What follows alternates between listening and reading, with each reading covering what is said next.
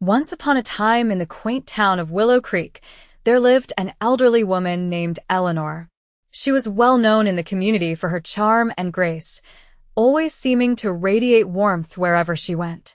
Yet beneath this polished exterior lay the intricacies of her covert narcissism, a trait that often went unnoticed by those around her.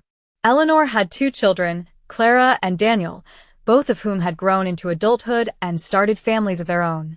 From a distance, it seemed as though Eleanor was the doting mother, showering her children with love and support.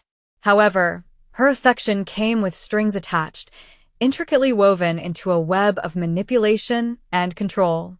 As her children navigated their lives, Eleanor subtly positioned herself at the center of their worlds. Whenever Clara would achieve a milestone at work, Eleanor would remind her of the times she'd sacrificed her own dreams for her children, suggesting that Clara's success was a reflection of her own parenting.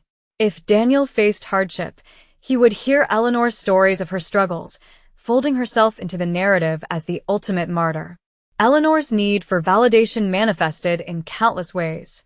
She would host lavish family gatherings, waiting for compliments on her culinary skills or home decor. She would feign illness to garner sympathy when her children were busy, making them feel guilty for not prioritizing her needs over their own lives. As time passed, Clara and Daniel began to notice the patterns in their mother's behavior. They loved her deeply, but were weary of the emotional burdens she placed on them. Conversations became challenging.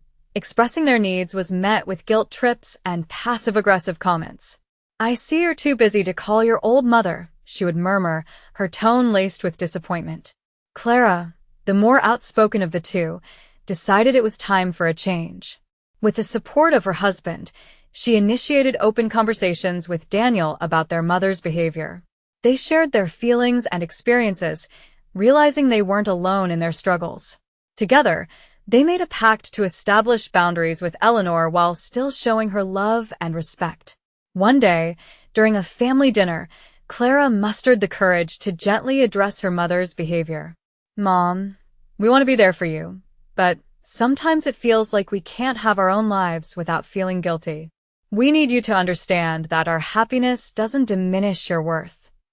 Eleanor's reaction was immediate. A mix of shock and denial washed over her face. She responded with her usual defense, blending hurt and anger into a concoction of emotions designed to shift the focus back to herself. However, this time, Clara and Daniel stood firm, reaffirming their love while maintaining their newfound boundaries. As the weeks turned into months, change didn't come easy. Eleanor struggled to adapt to the shifting dynamics of her relationships.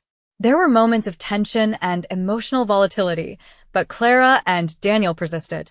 Slowly, Eleanor began to realize that her children's independence didn't diminish her value. It merely signified that they had grown into their own selves. With patience and determination, Eleanor learned to celebrate her children's achievements without tying them back to her own sense of worth. She started to find joy in their successes, diving into her own hobbies and friendships, which she had long neglected.